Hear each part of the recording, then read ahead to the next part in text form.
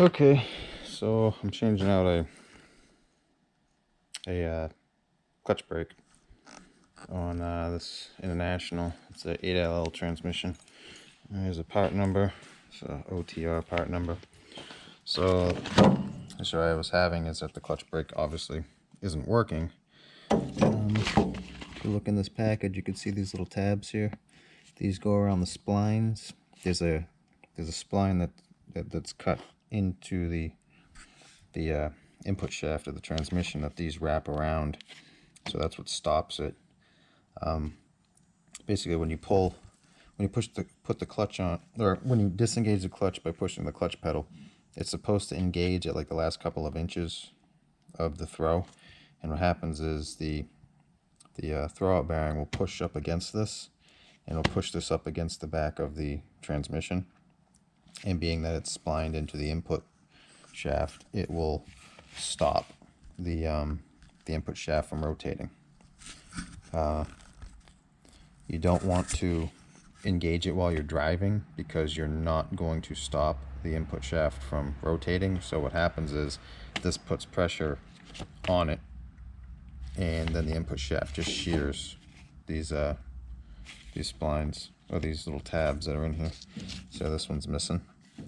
A way that you can tell if your clutch brake is not working is just try to spin it. So you get under there, get under the access port, and then if you can spin this around, it's not gripping anything, and these tabs are sheared. This is a two-piece hinged one.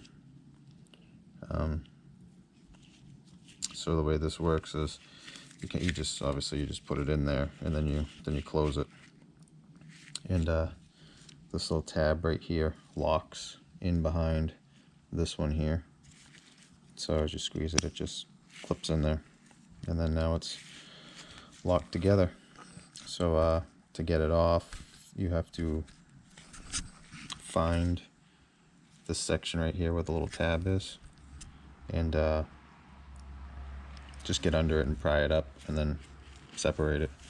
It's very tight quarters in there to do any of this, so you need to obviously kind of feel around a little bit with a screwdriver. And once I got it opened and separated a little bit, I kind of wedged in here. I got that opened, and then I kind of got in between here, and I wedged it a little bit more. Then you can grab it by the side and just pull it, and it will open up. So I'll go down there and I'll show you how to put it back on.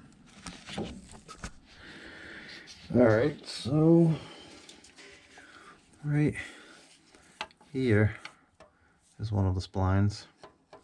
So there's one here, and then there's one on the other side.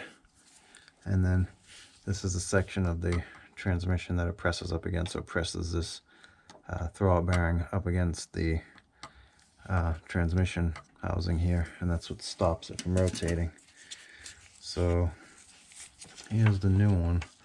I don't know how well you're gonna see me do this, because obviously I can't both be looking through the hole at the same time. Well, maybe I could put this light on the other side.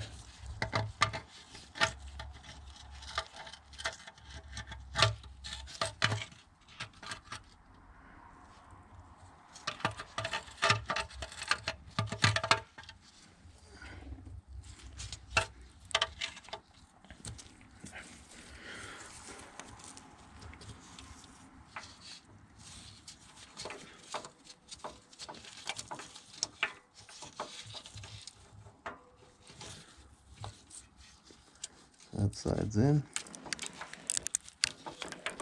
That side's in. And we are in. See? It's pretty easy with those, obviously. They got other designs that are like a two-piece, and they kind of come together. I've heard those are a little bit better. I haven't used them.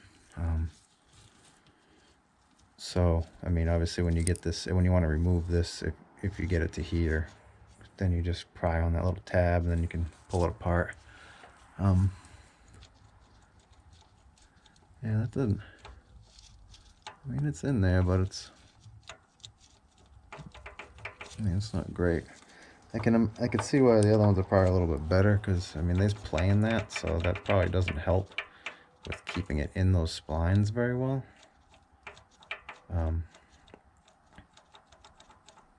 Yeah. Unless it's just not clicked in all the way.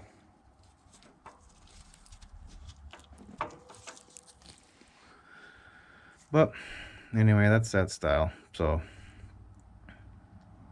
if I have an issue with this one, I might try the other style, just because, I mean, this one's used quite a few of them. This is the first time I've changed it myself. But yep, so that's how you do that. Hope this helps somebody. Thanks for watching.